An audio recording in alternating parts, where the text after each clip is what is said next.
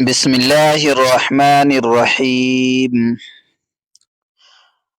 ارأیت الذی یکذب بالدین، کیا تم نے اسے دیکھا جو جزا و سزا کو جھٹلاتا ہے؟ فذلک الذی یدعو الیتیم، وہی تو ہے جو یتیم کو دھکے دیتا ہے۔ کئی کافروں کے بارے میں روایت ہے کہ ان کے پاس کوئی یتیم خستہ حالت میں کچھ مانگنے کو آیا تو انہوں نے اسے دھکا دے کر نکال دیا۔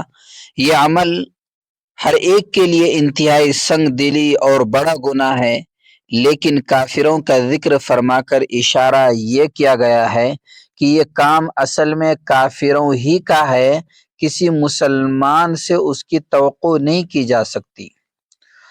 وَلَا يَحُضُّ عَلَى طَعَامِ الْمِسْكِينِ، اور مسکین کو کھانا دینے کی ترغیب نہیں دیتا، یعنی خود تو کسی غریب کی کیا مدد کرتا، دوسروں کو بھی ترغیب نہیں دیتا۔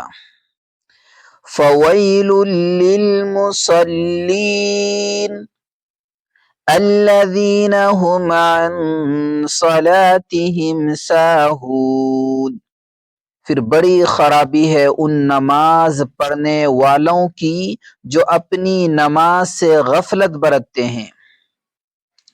نماز سے غفلت برتنے میں یہ بھی داخل ہے کہ نماز پڑھے ہی نہیں، اور یہ بھی کہ اس کو صحیح طریقے سے نہ پڑھے۔ الذین هم یراؤون، جو دکھاوا کرتے ہیں، یعنی اگر پڑھتے بھی ہیں تو اللہ تعالیٰ کی رضا کے بجائے لوگوں کو دکھاوا کرنے کے لیے پڑھتے ہیں۔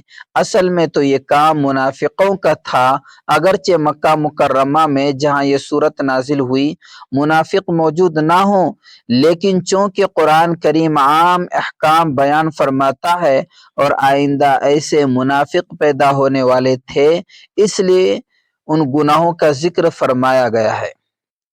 وَيَمْنَعُونَ الْمَاعُونَ، اور دوسروں کو معمولی چیز دینے سے بھی انکار کرتے ہیں۔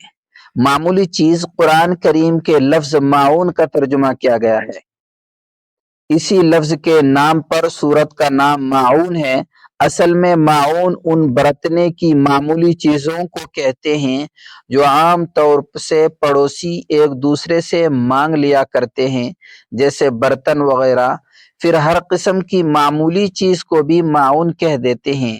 حضرت علی رضی اللہ تعالیٰ عنہ اور کئی صحابہ رضی اللہ عنہم سے منقول ہے کہ انہوں نے اس کی تفسیر زکوٰۃ سے کی ہے، کیونکہ وہ بھی انسان کی دولت کا معمولی یعنی 40واں حصہ ہوتا ہے۔ اور حضرت عبداللہ بن مسعود رضی اللہ تعالیٰ عنہ نے اس کی تفسیر یہی فرمائی ہے کہ کوئی پڑوسی دوسرے سے کوئی برتنے کی چیز مانگے تو انسان اسے منع کرے۔